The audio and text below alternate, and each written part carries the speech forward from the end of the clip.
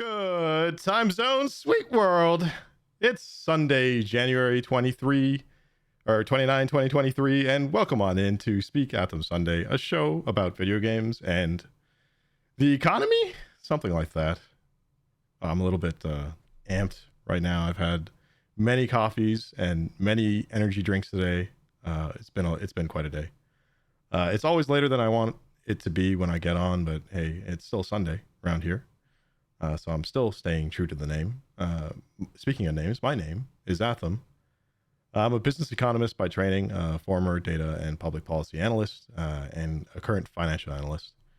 But you know what? Above all, I'm a video gamist, damn it. That's right. I play video games, and I'm pretty okay at them. And when I'm not, well, at least I hope I'm somewhat entertaining. Today in games, we'll chat about some more Hitman. A little bit of Link to the Past Randomizer, some Fire Emblem Engage as well. In the news, we'll talk a little bit about the Bank of Canada and interest rates rising, but maybe pausing. Some other economic rumblings. And we'll also talk about how we seem to have forgotten about layoffs amid an exciting and pretty strategic Xbox Direct presentation this week. And we'll talk a little bit about Microsoft, AI, and GPT, as well as ethics, and what does responsibly mean, actually. But first, what's been going on? What's new? How are you doing? I hope you're well. Me, my last couple of streams, I've had some more echo issues. One thing that I have going on that I know of is that I have a mic monitor, and that's as intended. But the mic monitor was too loud, so it plays back what I say into the microphone, into my ears, and it just helps me know that, hey, okay, it's projecting, and I can hear myself, how I sound. Do I sound right? Are the levels right? But if it's too loud and it escapes the ear cups, then it's going to feed back to the microphone, and then you'll end up in a loop. The other thing that I had going on was that I had the camera that I'm using has a microphone on it, and in one of the sources I was using, it was just unmuted. And so if I talked loud enough, it would capture me again. And so like 5 seconds later, you'd hear me again. I feel like what? So a hell of a time trying to troubleshoot that in editing. While I was fooling around with the editing stuff, I figured out de-esser, which is amazing. I mean, I use the de-esser, and I try to consciously, I mean, S is everywhere, right? But I try to consciously soften it, and I'm trying to get better at that. But in post-processing, you can do things to reduce the severity of the S. So, and I was doing that in DaVinci Resolve, a fun little tool to edit things together. And I found a plugin, like a third-party plugin that worked with it to do de-echo, to remove echo from audio recordings. But of course, it's super premium stuff over there, and they put like this gnarly, annoying beep into your audio so that you really can't do anything with it. It just shows you that, hey, look, our thing works for removing echo, but if you want to actually use it, pay us. And the payment was some ridiculous subscription, so I said, nah, forget it. We're just riding with the echo. Fuck it. We're doing it live. Anyway, so but oh yeah, this is the show now. Wherever it is you get shows, this is the show. So if you're interested, just search up Speak Athem Sunday wherever you get podcasts, and should show up there. Otherwise, I'm still doing some back and forth with Google. I got a phone from them, and it got lost. I talked about it a little bit last week, but we basically found the phone after the fact, after I got a replacement shipped out to me. And so, I wrote them back. I'm being honest. I have some integrity. And I said, hey, man, okay, well, here's your friggin' phone. What do you want me to do with it? And they shipped everything in one box. And like there was a few accessories and all that kind of stuff in one box. And then they sent me 4 RMA stickers. But you can't put 4 stickers on a box. The UPS won't accept that. They're very adamant about 1 sticker a box, so that we can just track one thing. They need one thing at a time. So now we got to go and get a box and put all this stuff up. And of course, we get nothing for it because we're suckers. And how much is Google's market cap? I'll talk more about that later, but it's pretty ridiculous. So yeah, just sad. Makes me sad. But anyway, we'll deal with that. This weekend I was in some workshops. I was in some financial accounting workshops. So I'm pretty mad tired at this point. The only thing keeping me going is like this Rockstar, which is not really a great choice at 8:25 p.m. Eastern, but we'll figure it out. And I'm a little bit irritated because of it. But anyway, we were talking today about beautiful things like revenue recognition and what costs are appropriate to capitalize into an asset, and fun stuff. Seriously, yeah, I'm not. Yeah. Anyway, so as a result, anyway, February and March look like an absolute mess for me. I'm talking like maybe 4 to 6 hours after work, committed into just practicing and studying. But well, I guess one of the pieces of advice through those workshops was, you put your life first, and then you have work and you do that, and then whatever time's left is you study, right? So anyway, I'm going to try to figure out how to keep this show on the rails. I think, probably what'll end up happening is that Saturday will be my like planning day to figure out what the hell I'm going to do. And Sunday I'll do some last minute planning and then go. And then Monday through Friday, just observe, do whatever else I need to do, which is, work and study and just observe the news and keep like, anytime I see something, note it down. And then Saturday do all the processing, right? So yeah, anyway, as a result, I think I played some Hitman at the beginning of the week, but that was before they did the freelancer mode thing. That's still really good, and super great value. And I got Fire Emblem Engage and I got it running and everything, but I just didn't have time to check it out. So maybe after the show, I will pop in there for a bit before I gotta try to go to sleep. Anyway, so let me get into what it is we do around here. Welcome on into my weekly show where you'll find me diving into the latest in video game news and how it intersects with the world around us. From global markets to trends in the industry to in-depth analysis of individual games, join me every most of the Sundays for an engaging and informative look at the junction of gaming and economy. Don't worry, I'm not all talk. I'm also a pretty okay gamer. So after the show, I'll show off a variety of games, both new and old. And whether you're hardcore or you're just looking for some entertainment or maybe even some information, my stream is the perfect place to be. And if you're watching later, you can always catch the stream later with chapters and timestamps on YouTube. What's poppin' YouTube? Let's get into it. So the games I've been playing this week, I played some more Hitman World of Assassination, which is actually now called World of Assassination. They've done a whole rebranding there. And, when I try to jump into games, I kind of, my method is like, all right, let me go like to the oldest thing they released and let me work my way up to the latest thing. And now I've realized that like if you're so strapped for time as like all of us are, I need to flip that on its head. I think really, because that's what I did, right? I started with Hitman 1 and I got through a couple more missions. I went through Sapienza. I did some more missions, I think. And I just realized after a while that like, man, maybe I should start at 3 and that until I'm bored or until I run out of time and whatever, 2 and 1, if I get there, I get there. So I was playing before Friday. I think that's or maybe Thursday is when that freelancer mode came out. So I read an article here. It was an article on GameSpot by Darren Bontice. Everything's now collapsed under one roof. World of Assassination. If you go to the Xbox store, if you have it installed, it might still show up as Hitman 3. But if you click on it, you'll see there's another edition available, and it'll call it World of Assassination. It's just it's the same thing that I showed off before. It's just that now they have freelancer mode. If you, well, actually, side note here, I think it's worth mentioning, and I think it's pretty wild to note that you can start a game in 2016, then you can release a next big update as a new game in 2018 in Hitman 2 or Season 2. Then you do that again in 2021 as Hitman 3 or Season 3. And then in 2023, you can bring all of that together and re-release it again and then put a $70 price tag on it.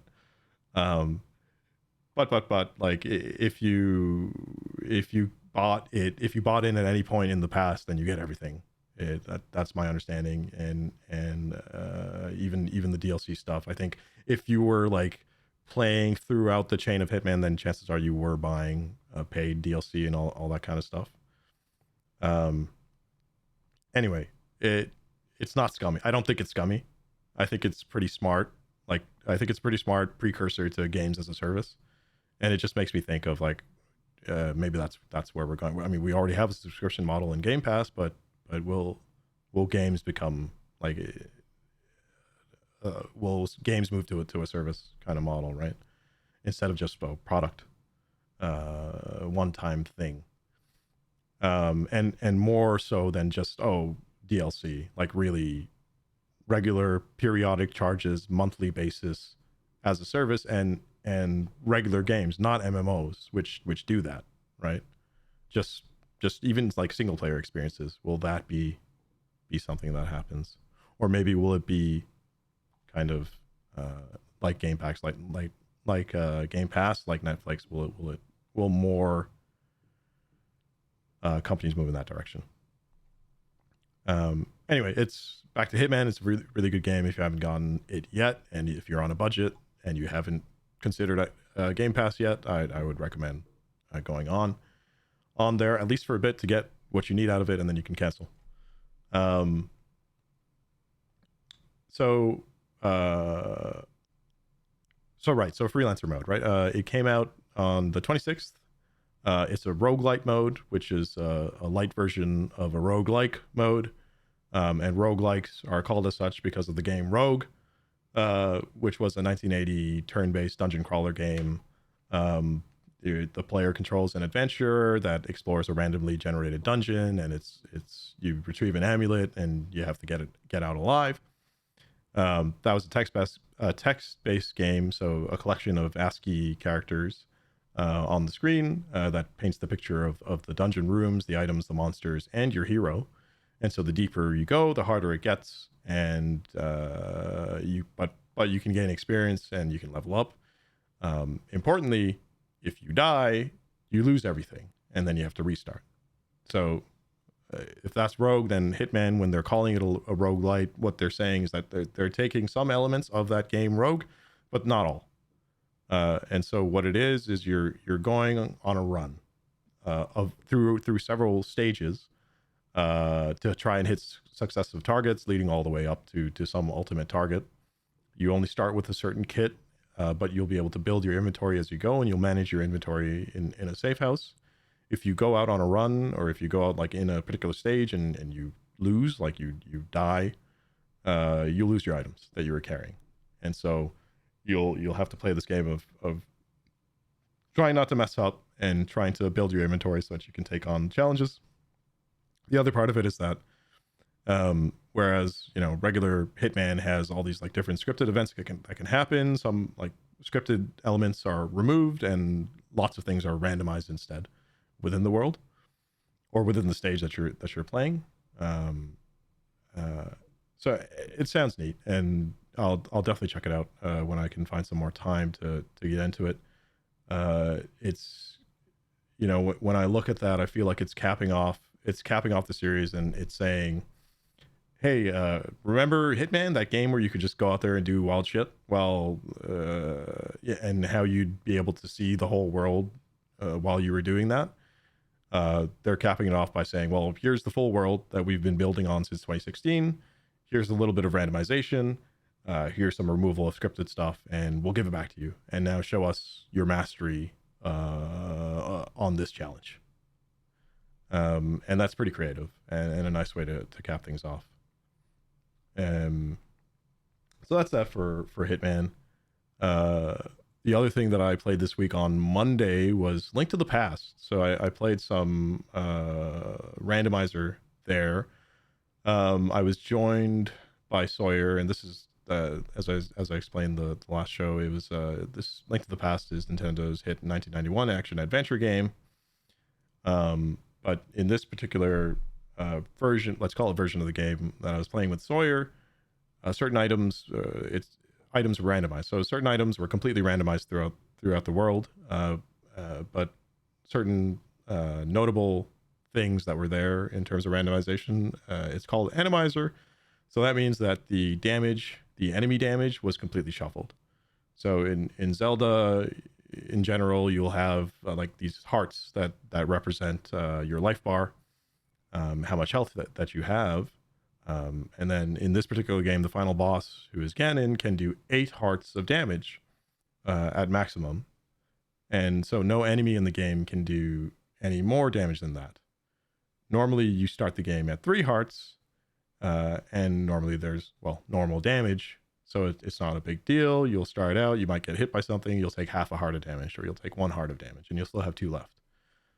But with the Randomizer, with the randomization of damage, makes it that damage that a particular enemy can hit me with, it can be anywhere from 0 to, well, from half a heart to, or if it's integer, then 1 heart to 8 hearts.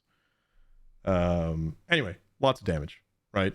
So what that amounted to was, for a large part of that start of the game, the good, like, hour and a half in, if I was hit once, I was dead.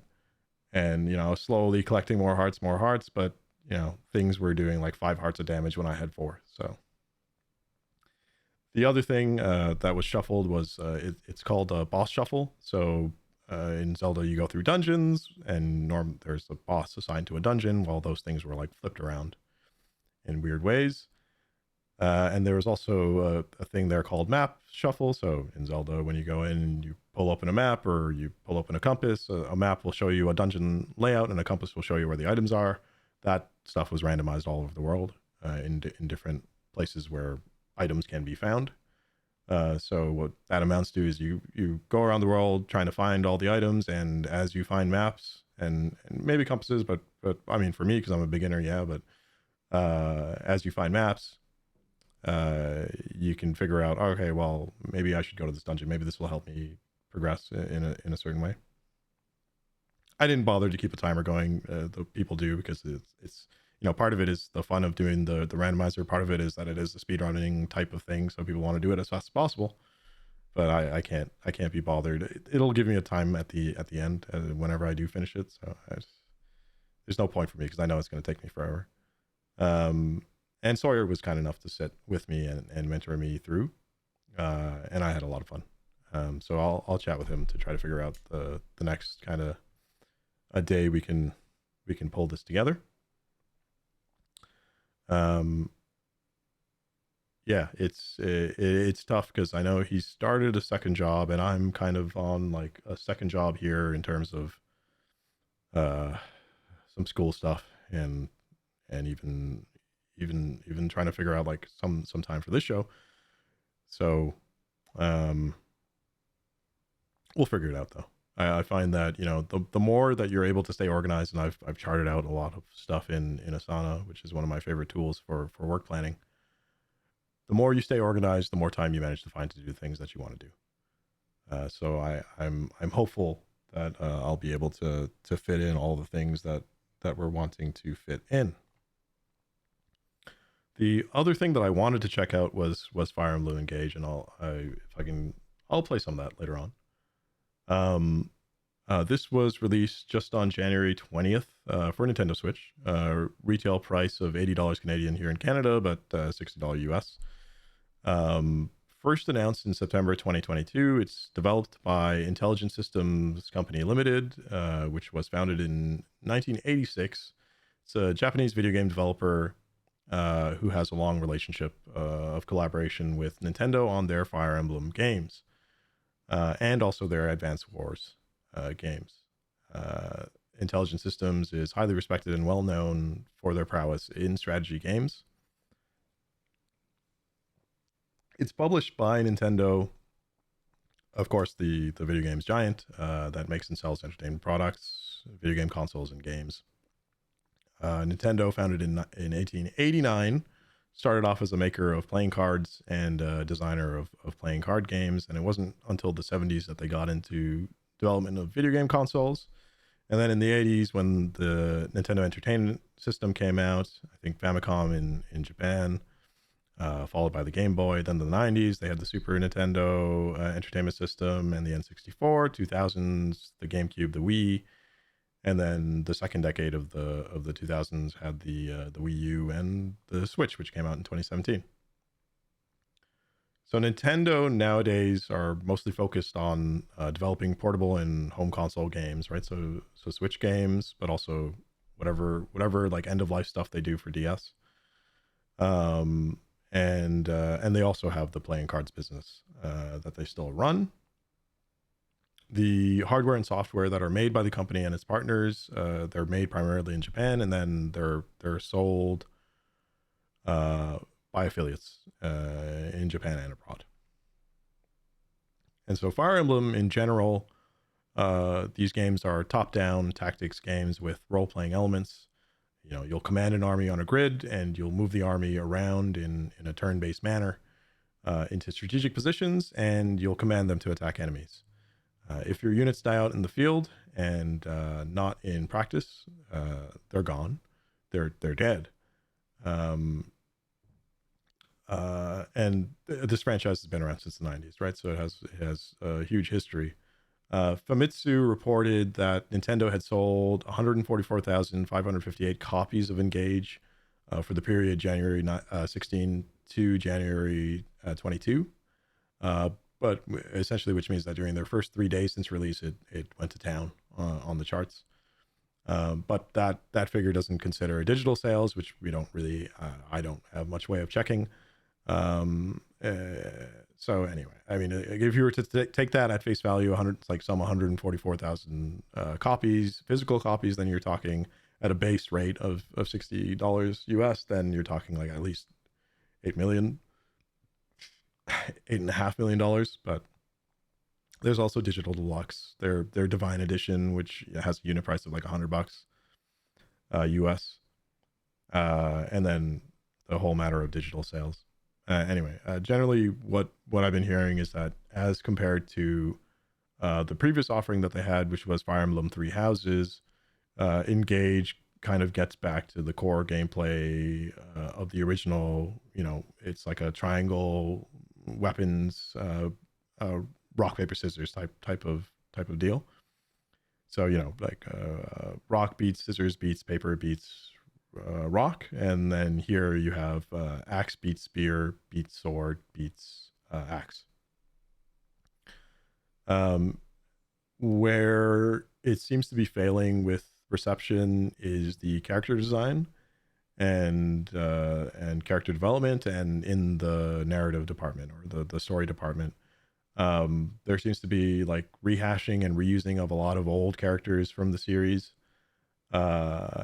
And I guess like fans are coming out off of a game that did narrative way better, and they kind of want the same thing along with the gameplay. And that seems to be bearing out in Metacritic ratings. Like it's, you know, I think when I looked, it had some 84 critic reviews, and they was showing an 81 Metacritic score, which is really good. But the user reviews were mixed at like 6.8, and that was based off of some 365 ratings. But markets-wise, they've generally seen it as a positive note. Even though, you know, Nintendo has been having a bit of a choppy year in 2022 on the stock exchange, which I guess isn't terribly surprising. They closed out last year at a low of 5,532 yen per share, which is equivalent to like $42.59 US. And they had, you know, their peaks and valleys as normal, but January 20 this year, they closed at 5,510 yen. And then following release, share price appreciated up to 5,630 yen at close. So maybe in US dollars, like $42.42 to $43.35 in USD at current rates, at current exchange rates. So like almost $1 of appreciation, basically. Nintendo this year is expected to pull in 1.73 trillion yen of revenue and about 536.31 billion yen of net income. And so at current exchange rates, that translates to about 13.319 billion US dollars in revenue and 4.129 billion US dollars in net income. I'm looking forward to checking this out later today. So I haven't touched Fire Emblem since I played the first one, and I think I played that emulated in Wii U. So ridiculously, I mean, it was great. It was great because the Wii U had like, you know, save states and stuff, so I could be like real cheap and real dumb. Um, but yeah, anyway, so that'll be fun. I'll try not to use save states. I won't have save states. I'm sure I won't have that option anymore. So this I'll just have to be good. Oh man. All right. I'll take a quick break here, and then I'll come back on the other side, and I'll get into a little bit of news. So hang tight. I'll be right back.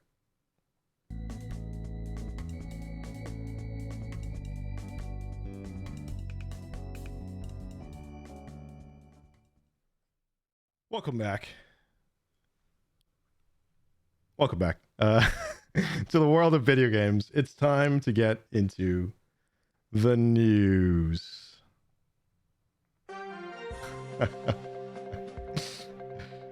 So back to gaming news. Forget about layoffs. The Xbox Direct came back, and Hi-Fi Rush came, and fuck yeah, who cares about layoffs, right? That's basically what I took away. No, I took away more than that, but that's, you know, that was like my headline reaction to the Xbox Direct. What happened? Like, I'll back it up, and I'll talk about, you know, it was a bit of like an up and down week in global markets, and stocks were like bouncing up and down a bit. After Microsoft's layoffs announcement, their stock had slid a bit on the 18th and 19th, and all the way down to $231.93. But on the 23rd, then they announced a $10 billion investment into ChatGPT, into their partner there, OpenAI. 10 billion. And then on the 25th, they had their Xbox Direct, their first developer direct marketing event to the public, and it was really received as a success overall. And so their stock would close up at $248.16 on this past Friday, the 27th. All that Twitter noise that I was seeing about like outrage over layoffs had just completely flipped to like all this like excitement on Xbox Direct and all these new games that were coming out. And I just couldn't help but feel this sense of, you know, the wolves kind of being pulled over our eyes, or like we're kind of allowing it, or tacitly allowing it to happen. I don't know. I mean, maybe I'm wrong, but it's just a sentiment that I had. On the other side of it, I'm actually pretty happy about Hi-Fi Rush. Like that actually looks pretty cool, and I kind of want to play it, even though I feel guilty about it. So in terms of directs, you know, Nintendo started doing this during the pandemic with their Nintendo Directs, and then Sony kind of copied them, and now now Xbox, or owned by Microsoft, but Xbox has done the same. Xbox Game Studios or whatever. So what games were shown? I think five games were shown there, and 4 release dates were given. So first, they did a shadow drop on everybody, so mostly unleaked and unspoiled. Like, I think people knew the name beforehand, but they had no idea what it was. And that was Hi-Fi Rush, which is basically the cel-shaded style rhythm action game. You're a ninja cyborg, a looking dude with a robot cat, and you're fighting things to the beat. And some of those beats are from licensed music. Some well, I mean, it depends on if you're fans of the licensed music, but some pretty good licensed music. It's developed by Tango Gameworks, and it's published by Bethesda Softworks, who are owned by Microsoft. A partnership of developer and publisher that they have quite a bit of history for some time. Both of them, both Tango and Bethesda. Previously, Tango brought out The Evil Within in 2014, and The Evil Within 2 in 2017. It's like they close ties to Resident Evil there, so they're kind of these third-person horror games. Like it really, I I don't know how to start talking about the criticism it received, because it's like, if you don't like horror games, you're not gonna fucking like horror games, right? And me, I don't like horror games. I can't get into them. Like I think I enjoy watching other people play horror games more than me having to play horror games, because at least in that case, if I'm watching the horror game, then I feel the suspense and I feel like that anxiety watching it, but I don't have to play it. And then when something stupid happens and someone gets scared or like screams or something, I can just laugh at them and be like, "Ha, idiot." That's right. Fuck you. You got fucked up. Right? Oh man. But they, from what I could tell, they were pretty well received. They had 75-ish Metacritic scores. The first game struck chords with fans for the genre, with the atmosphere that it was bringing, the tension, the suspense. But I don't know, like they didn't particularly, they found it lacking in the story department or in narratives. And so the second game then improved on story elements, and people seem to like that, or at least fans seem to like that. But the second game didn't really innovate so much after the first one, and so they got kind of knocked for that. Prior to Hi-Fi Rush, they also brought out Ghostwire Tokyo in 2022, and that again, like, there was really kind of mixed to good reaction. It 75 on Metacritic, but even higher user scores. I guess people who were like really into this were really into it. I remember when it came out, I remember there being some sort of performance issues, to where some of like the motion controls on the PS5 controllers weren't working as intended, and anyway, it was equal parts like RPG, horror, and open world game, and they had really beautiful atmospheres and environments. They were flashy and like nice like reflections and all that kind of stuff. And so now they've brought out Hi-Fi Rush, and this is out on PC and Xbox X and S now, available on Game Pass, and from what I can tell, people bloody love it. So you're this kid, and you've got augmented by tech. They've slammed a music player in your chest through some accident, and now the world beats to your drum. The world beats to your licensed tracks. And some of the artists there are Nine Inch Nails, the Black Keys, and the Prodigy. So it's a rhythm action game. It's a twist on traditional action. Your moves and attacks will create a living soundtrack, and so your moves will add a layer on to the music. And the better that you flow with the beat, the better the outcomes of your attacks and your abilities. But your progress isn't blocked by missing the beat, so you'll get rewarded. You're not necessarily penalized for missing the beat, but you'll get rewarded for hitting on the beat. So that gives a good kind of balance. In theory, it gives a good balance of inclusiveness, and is still appealing to the audience of people who like rhythm, who like music, and also to the audience that specifically likes rhythm games. There is a kind of a tag team thing in there. Well, it's like a call and assist type of mechanic that's in there as well. So you'll have like, there's a cast of maybe 3 characters that you find on the journey, and you can call them in with a button press or something to let them do special things in the world, whether it's damage or crowd control or things like that. So ultimately, like when I was looking at this, I was like, what if like a Devil May Cry met a rhythm game? That's kind of the impression that I got. $30 price tag. Also in Game Pass for that, like $9.99 price of admission there a month. I will say though, it's ironic that the setting of it is basically that you're trying to take down corporate systems and the people in charge of them. Who treat these people who treat labor as an input, just like any other input, rather than as humans. And that was like just the thing the very last week that many of the people that were on about when talking about big tech and layoffs. So if you're down, go ahead, enjoy the fantasy and forget about the layoffs from last week. Um, I mean, I am mostly kidding, but on the other hand, I just felt maybe that's a salient point worth making. But also, I'm not exempt because I kind of want to play this fucking game, so I might just do that. And I'm already paying them with Game Pass. The next thing, or the second thing that I saw there was Minecraft Legends. So of course, a spin-off of Minecraft.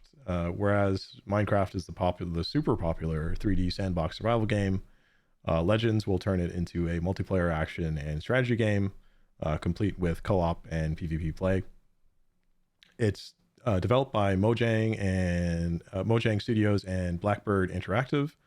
Mojang is a Sweden-based developer and the creator of Minecraft. They were founded in 2009 and acquired by Microsoft in 2014. Blackbird Interactive is a Canadian private company, independent video game development studio based in Vancouver, British Columbia. Founded in 2007. Shoutouts to John Wiedemann. Saw you in the trailer. Blackbird most recently worked on top-down real-time strategy game top-down real-time strategy games, including Homeworld 3, which was published by Gearbox, and Crossfire Legion, which was published by Smilegate Entertainment and Prime Matter. Yeah, when I think about this game, I really do enjoy co-op games quite a bit. I think, when I think back to my Steam 2022 in review, my game time was led by Souls-like because of Elden Ring, and then second there was co-op because I had spent much of the year playing, I think, Borderlands 3, and I had played Deep Rock Galactic for quite some time as well. And so, this, when I think about Legends here, it looks like a fun adventure. I like the look and the aesthetic of the piglins, I think they're called. They're like these pig enemies that are well, the enemies. It almost feels like, when I looked at the trailer and all that stuff, it feels like you're playing inside of a top-down real strategy game, but as the hero. And so, a hero that belongs in an action game, but then you also get to build things as if you're in a real-time strategy game, and you're kind of looking at it from that top-down perspective. So now, like, I get the feeling that on the left hand, I get to play an action game actively, and then on the right hand, I get to do RTS stuff pretty actively, and that's an interesting kind of blend of styles, I guess, conceptually. There is also going to be PvP stuff in that game, like a PvP mode. But even that, it's PvPvE. And it seems like it's billed as an experience that's varied enough for that has something there for everybody. But at the same time, I was hearing that it's like a 4v4 limit there. So although, yeah, like you can build, or you can explore, or you can scout, or you can like, I don't know, look for resources, things like that. If it's really a 4v4 mode, then maybe you have to start assigning roles to that kind of stuff. So maybe there'll be one role that really appeals, or more roles. Anyway, so look forward to that. April 18th this year. It's coming out on PS5, PS4, Xbox Series X and S, Xbox One, Game Pass, and PC, and Nintendo Switch. The third thing that they showed off was Forza Motorsport, which is, again, Xbox Game Studios and developed by Turn 10 Studios, their subsidiary. Turn 10 is based in Redmond, Washington, and is the creator of the Forza franchise and the developer of this game. In some, sick cars. Look at these sick cars. They're very sick, and now we can show dirt on these sick cars. Sick. I don't know. I'm not super huge into racing games anymore. Probably the largest I ever got into racing games was with Gran Turismo 2, which was on the PS2, or maybe GT3 A-Spec, one of those. I also did dabble with like some of the Need for Speeds, but even then, that was PS2 era, and that was like the most fun that I got out of that was like getting old crappy cars, or like stuff that you would consider nowadays to be old crappy cars, and then like tricking them out and like lowering them all the way to the floor and putting like neon lights on them, and rims, and like rims that spin. Uh, and I guess the other thing I would say for racing games is probably the last one that I would have enjoyed was Burnout Paradise, and I had revisited that a couple of times over. Outside of that, I haven't really had that urge to get back into, like, especially not into to driving simulator type of stuff. Which when I look at this, that's really the vibe I got. I mean, it looks beautiful. It looks amazing, right? They've expanded the cars available. They've updated all their physics. They've updated graphics, and they pointed to like all kinds of realism in there. And you can see, I mean, you can see the dirt on the cars. You can see the paint thickness, and you can see paint chips, and like it's incredibly detailed. They redid all their audio stuff, and like your audio will be reactive to the things that you change in your cars. As you change the car parts, you will be able to hear, or you're supposed to be able to hear the differences therein. There'll be 20 courses. There'll be 5 all new race courses, and all like high detail. And they have like, you know, in racing games, how like you have like those shitty textures of people that are supposed to be in the stands. Like, there's supposed to be now tens of thousands of fully animated 3D models, like 3D spectators in the stands. Uh, and they have like weather effects and dynamic kind of changes in weather, and how, and that affects the traction that you'll get on the course, and that'll change how it feels to drive.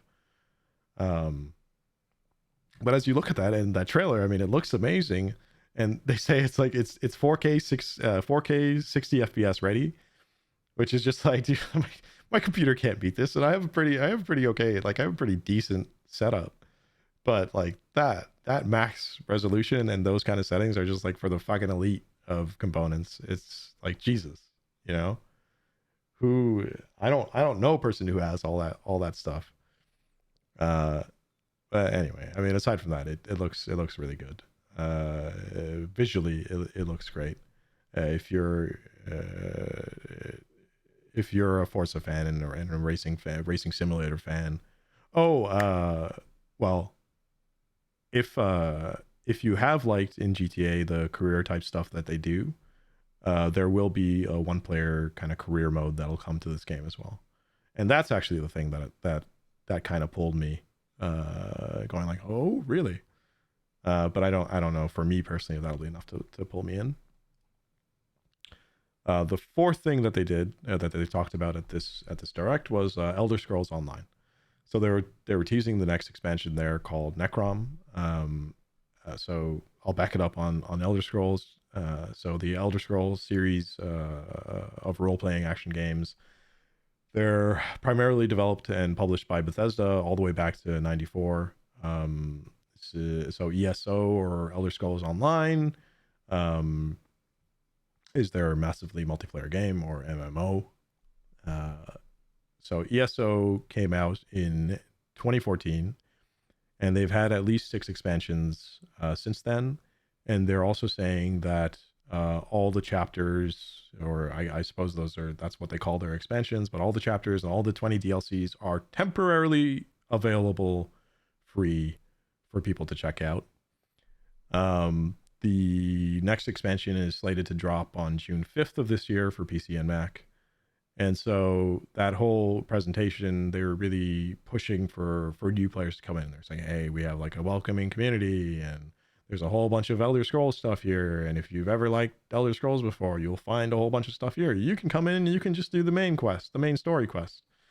And so, you know, when I heard that, I thought about going back and playing FF14, how I would just go through the main scenario quest there, right? And really participate in that world as solo, even though it was multiplayer, until I wanted to play multiplayer. In which case I would queue for something, and I would go and queue up in a system and go do a multiplayer thing, and then get, you know, spit back out afterwards. But even in that game, in FF14, there are systems there that let you play a completely solo experience if you want, because there are bots, like AI uh, uh, I don't know what they call them. Like you can have like a garrison, and so these soldiers will follow you around, and you can run dungeons with them. Um, anyway, so back to Elder Scrolls. I think ultimately people who are Elder Scrolls fans or who liked Elder Scrolls before and haven't necessarily gotten into ESO have long since made their decision. And so I don't know to the extent that a new expansion is going to change their minds unless there's something so lore specific in that expansion that is like, oh damn, I have to go see that. I'm not too well versed in ESO lore, so I can't really say. I can, you know, I can say um gosh, it wasn't when World of Warcraft did the whole like Warlords of Draenor thing. That I think that was enough to pull me in when I thought I was completely out. And that lore I was more familiar with, so maybe, you know, I could see a parallel there if there's something there. But it I don't know. It just kind of feels like for MMO fans in general, each game's clientele are kind of wrapped up in their own game. And so if you spent a lot of time in WoW and now you're out and you're thinking of an MMO, you might just feel like, oh, I'm just going to go back and play WoW. Or if you spend a lot of time in FF14, or if you spend a lot of time in FF11 or Final Fantasy 11 and Final Fantasy 14, then maybe you'll just go back to those. I think me personally, like I swap between FF14 and WoW when I do get the itch. But at the moment, I'm kind of like I'm done with MMOs for the moment. My major issue with them is just the time investment that it takes to enjoy the game fully. Um, which then means that, you know, I have to be pretty selective with what else I can play and what I can play and how much I can play, which is, you know, unfortunate because I wish I could just, you know, play as much as I wanted all the time, but for now those days are gone. So the fifth thing that they showed off was a trailer for Redfall. This is from Arcane Austin. It takes place in Redfall, Massachusetts. Does the game, and you know, for a while now, when I've been hearing about Redfall, there's been like a lot of confusion as to what the hell the game actually is. When I was looking at it just first at face value, I was like, all right, so what is this, kind of like a Left 4 Dead met vampire killing game, but also it's run based and mission based because there are like permanent bases that you can stay in. But it turns out it's more akin to a Far Cry type of game. So it's like it's first person shooter. There are skill trees where you can choose talents for your character and give them certain abilities that can interplay with your gun gameplay and your abilities, and it's open world ish, I guess. I'd have to get my hands onto it to know for sure, but it seems to be open world, and there are safe houses along the place, which are, you know, safe places for you to hang out once you get to them. As for Arcane Austin, so Arcane Studios was founded all the way back in 99. They did Dishonored and Dishonored 2, Prey, and Deathloop. They have a pretty strong record for good ass games. The other stuff I was seeing in this game, there looked to be like some specialist vampire, which then again made me think of like Left 4 Dead and those kind of games where you have like specialist enemies.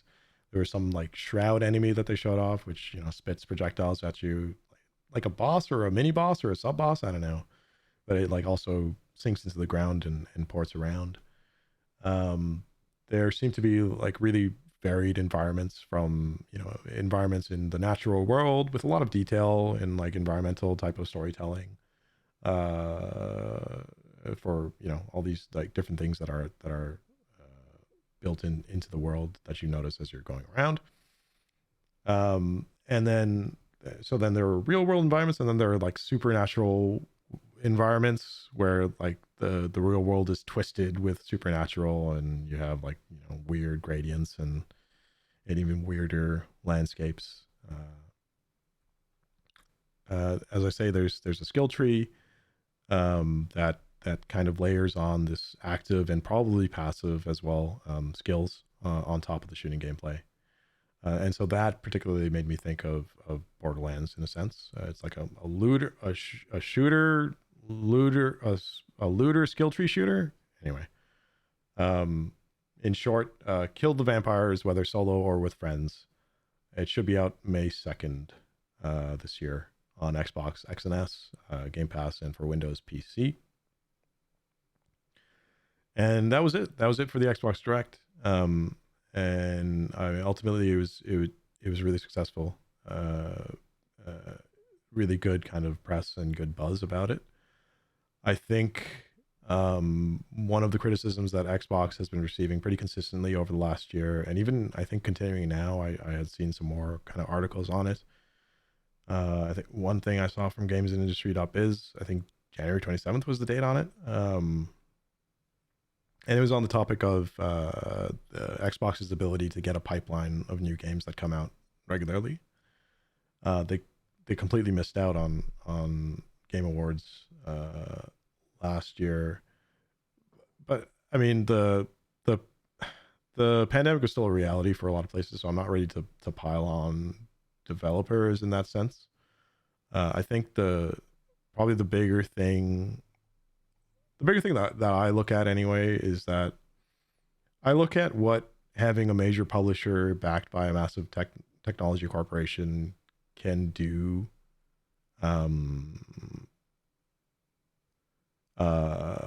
by themselves for studios that are developing games. So if you're in the position of an Xbox Studios and you're backed by Microsoft, then you have all the resources and all the expertise in the world that you need to be able to go out there and negotiate deals with different partners to get games distributed in various channels to where they need to go. It means that you're well equipped to fight regulatory battles in whatever jurisdiction that you want to bring your games to, and wherever you need to fight those regulatory battles, like with the EU and with the US FTC over the Activision acquisition. And you can make sure you can spend copious amounts of money to make sure that you get the right PR spin on your positions, whatever they may be. So it helps with appeasing your customer base when you do these marketing events, right? These developer events. You're cutting out journalists. You're cutting out any kind of critical review of your things, of your product. You can get the right PR spin on your different regulatory relationships, and then you can play a spin war with your major competitors, right? So you can go out there and you can say like, oh, Sony isn't acting in good faith, and in response to Sony going and complaining to different regulators and maybe telling stories that aren't. It's hard to say whether they're true or not. Telling certain stories that Microsoft doesn't agree with. And so, I guess from that perspective, that could feel good if you were a developer with, that happens to be owned by a major publisher like that. The only issue then comes when the publisher's parent company decides to make certain calculations on, hey, X number of staff needs to be cut. And then the senior management at the publisher aren't either able or willing to push back to their bosses and say, hey, no, we shouldn't cut this. Here's the business case why.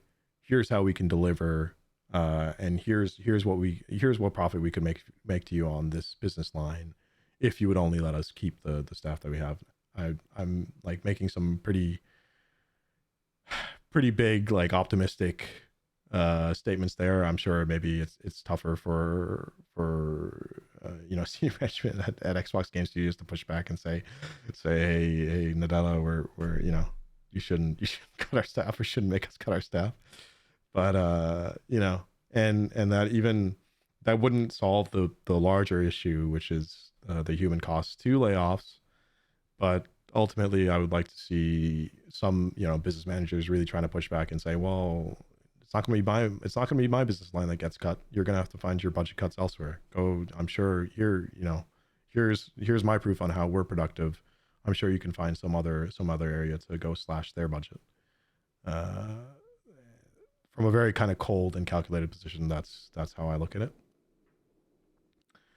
And anyway, so speaking of cold and calculated, I'll move on right on to the next topic, which is AI tech and Microsoft and GPT. So I talked a little bit about this stuff last time, but a few of these bears repeating. So as we know, we had a pandemic, a bit of a pandemic spending boom, right? And so many players in big tech felt like that was going to be a permanent increase in demand, but it wasn't. And so your market financial analysts are out there, or your regular economists or your business people are coldly out there saying, hey, it's a correction. It's a correction that's been taking place over the last 3 months, really. So from November 2022, December 2022, and January this year.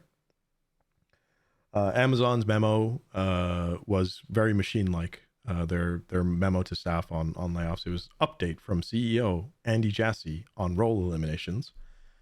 Meta Zuckerberg was surprisingly less robotic, where he confessed about his miscalculations. Microsoft Satya Nadella only hinted at their error, saying, hey, we're seeing our customers optimize their digital spend to do more with less. Alphabet, or Google's Sundar Pichai, called their hiring actions that were for a different economic reality than the one that we have today. And then you take all of that memo stuff, and hey, Apple didn't have to write a memo because they didn't do any layoffs yet. But anyway, even with all of that, you look, and even with the slowdown that's been happening, you see Apple's market cap. And so Apple has added $975 billion since 2020 to get to $2,280 billion of market cap. Right? So the total value outstanding of their shares in all markets. Microsoft has added $643 billion to reach a market cap of $1,846 billion US dollars. Alphabet has added $349 billion to reach a market cap of $1,272 billion. Amazon has added $96 billion to reach a market cap of $1,012 billion. And finally, Meta, they're the only ones to have lost $199 billion in market capitalization to reach around $386 billion today. So companies are dumping their excess inputs that they simply regard as inputs, which is labor, when it comes to them modeling modeling different things about their financial health, about their growth prospects, and all of that. And so this past Wednesday, then, when I think about what's happening in Canada, in the economy, Canada, the Central Bank of Canada, so the Bank of Canada is the central bank. They rose their benchmark borrowing rate. Basically, they rose it 0.25 percentage points. And so the rate has increased to 4.5%. This is the eighth consecutive briefing that they do these things. They've raised it 8 consecutive times. This is amid interest rates across the world are slowly increasing. I think inflation is now close to 6% in Canada. And in the US, last I checked, I think at the end of December 2022, inflation was at 6.5%. But now the Bank of Canada is the first out of the G10 nations to hint that it's ready to pause their monetary policy tightening. That is, it's ready to pause these interest rate hikes because they've seen the slowdown in domestic demand in December in Canada and in the US. And all of this has been slowing down consumption in general. And certainly it's been slowing down consumption of digital goods and digital services. So before this announcement that Canada might be ready to pause rate hikes, I had also seen reports by the European Central Bank, the ECB, headed by Christine Lagarde, and reports from the U.S. Fed that were saying that both of these big pillars of the global economy in terms of central banking were committed to raising their central bank rates as their tool to stamp out inflation and bring it back down to a rough 2% target. And that plays within band, but generally speaking, we're looking for 2% inflation annually.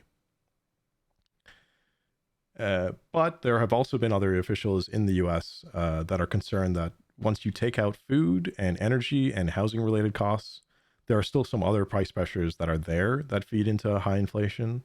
And so the implication of that is that these hikes that we're doing might be too fast, and maybe we should spread them out more because inflation is being increased by these other things that aren't a part of the cyclical inflation that we're trying to address, right? And so maybe we might take it too far and then put too much of a damper on the economy, which will unnecessarily tip it into a recession. And that's kind of what people on the other side of the fence are trying to say when they're advocating for a slowdown to the tightening of monetary policy. So a slowdown to the increase in interest rates. And so that's what it made me think, how do we balance bringing inflation back under control? Because we need to do that. And what is the level of inflation that we're willing to tolerate such that we don't tip it we don't tip the economy into a complete downturn? And that's what Canada is considering now. We'll see if the rest of the G10 consider it. I think, typically speaking, Canada does not lead the world in monetary policy decisions. It's usually the U.S. Fed and the ECB that make the first move, and then everybody else kind of follows suit. For a long time, that's how it used to be for Canada. We just kind of we'd watch and see what the U.S. is doing, and it would usually signal later on what Canada would do in terms of their rate. And so when I think about the games market, then I think, short term, definitely in Canada, it'll be good news for interest rates to kind of stall out for a bit, even though inflation will keep eating away at our real value of money, kind of like a tax would. Well, never mind what a tax would, but kind of like a tax that we don't want. It would become relatively less appealing to save and relatively more appealing to borrow and to spend. Although I wouldn't necessarily advocate for that at the moment because it's still kind of scary times, and I am continuing to see these forecasts for recession. So now I'm trying to also hold on to money that I don't need to spend. And trying to save as much, especially if interest rates will continue to rise, even outside of Canada. But so anyway, those are two different things that are going on there with interest rates and inflation. I think, the next thing to talk about then is that, okay, well, businesses are doing their corrections, and yet they're still keen to seek out new investment opportunities where they really feel that there's really good bets. And so now this seems to be pointing to AI, and that's where we come to Microsoft absolutely shoveling, dumping, snowplowing $10 billion into OpenAI for ChatGPT, and whatever else integration that they might try to do with that kind of technology. I might be speculating a little bit at this point, but I did see an interesting article. I did read an interesting article in the Toronto Star here, and they were talking about, different possibilities for what that might mean. So imagine if you could ask Microsoft PowerPoint to create an outline in a tropical theme based off of some notes that you've taken in a Word document. Or, think about if you could just ask Excel to do an auto sum and sort this data set that I have by this and then this and then this, and just give it that text command, or just say it into a microphone and have it process what that means and actually go and do it, right? Um, and then it'll feed into some like crazy model that has been trained on crazy amounts of training data to probabilistically get that job done. The other thing that's been going on is that I've seen reports of venture capital money getting pumped into new AI startups around GPT. There's one in Toronto. I forgot to pull the article, but it was something like $500 million to $550 million being pumped into a startup for some GPT related thing in Toronto. And I just fear that venture capital will see this as the next area of growth.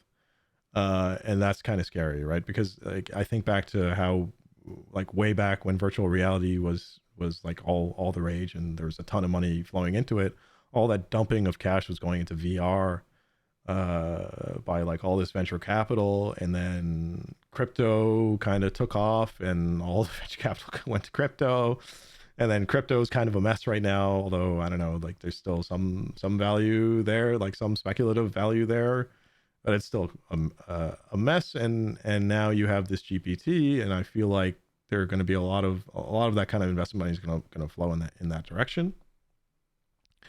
And I think that should be concerning because GPT, first real quick, I haven't explained it yet, but it's generative pre-trained transformer.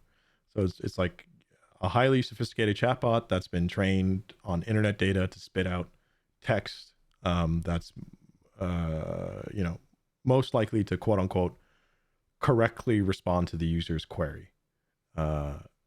So when you think about Microsoft just plowing in there, and you think about how Google is going to respond with their products, I don't know, like I saw one article or one headline saying, oh, like Google's going to release some 20 AI products in 2023.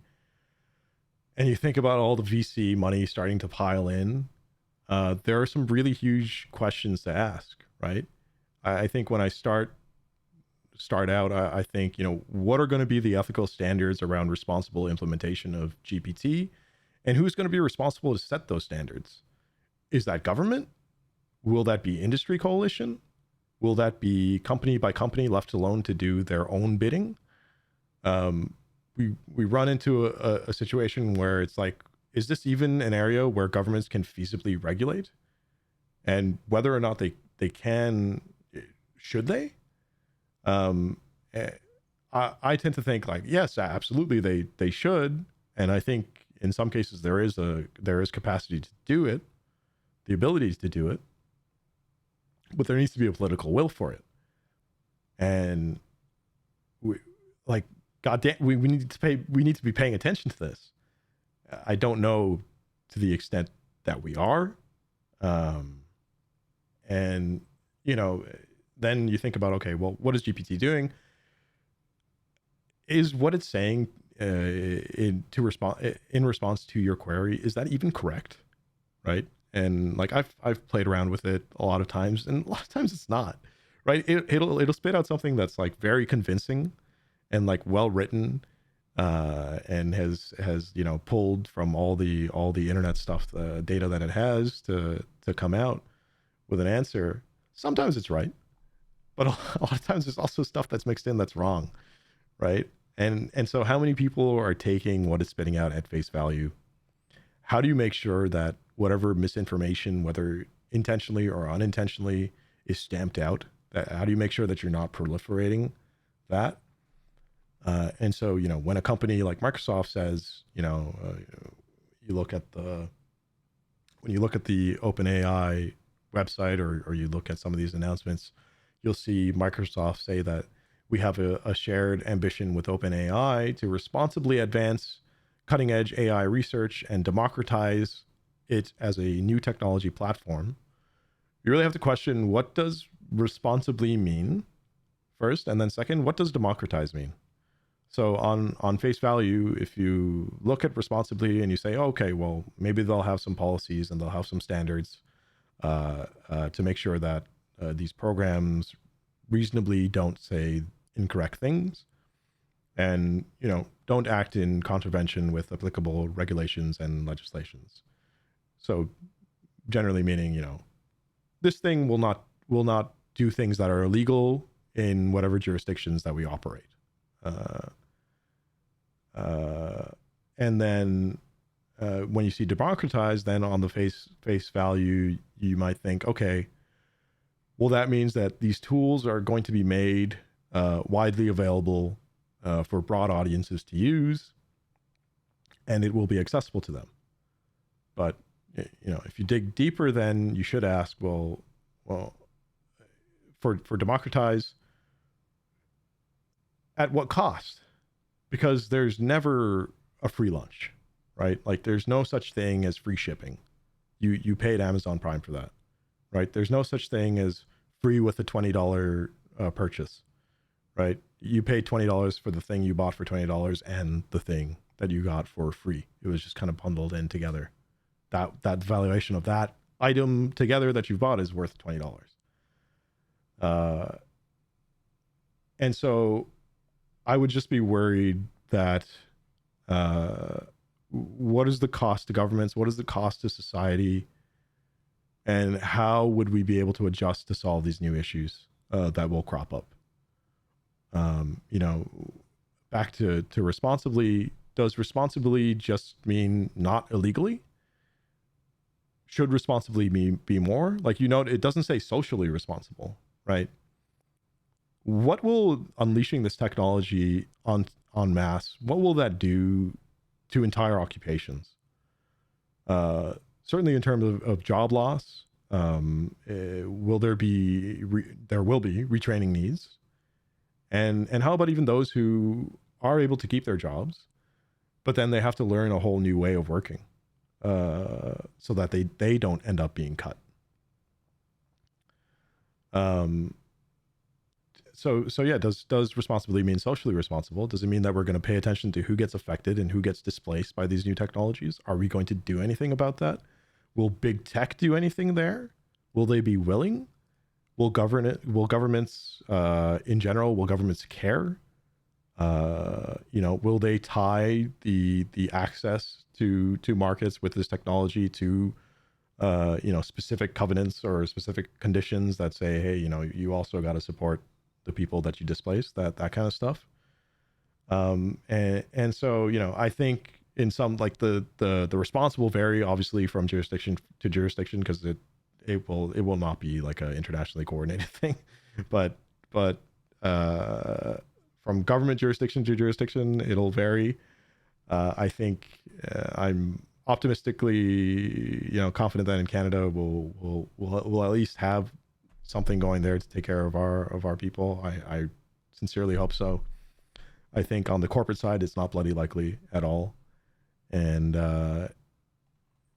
yeah, government side, it'll depend on where you're living and where you happen to be a citizen.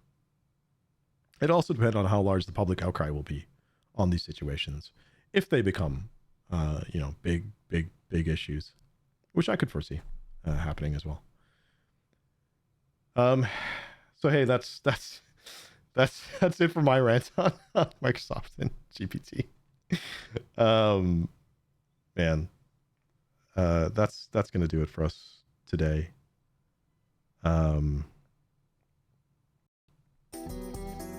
Yeah, if you're here on Twitch, stick around. I'll check out some Fire Emblem Engage in a moment. If you're watching the archive on YouTube, or if you're listening to the pod, thank you so much. This has been kind of a wild experience to get this up and running. I don't know how many supporters I have. I could probably count them on my hands. But each and every one of you count, and I'm very appreciative of you. I'm excited to push this as far as I can, and who knows where we can take it. Till then, I'll see you next time. Take care. Always enjoy your gaming. And I will catch you on the flip side.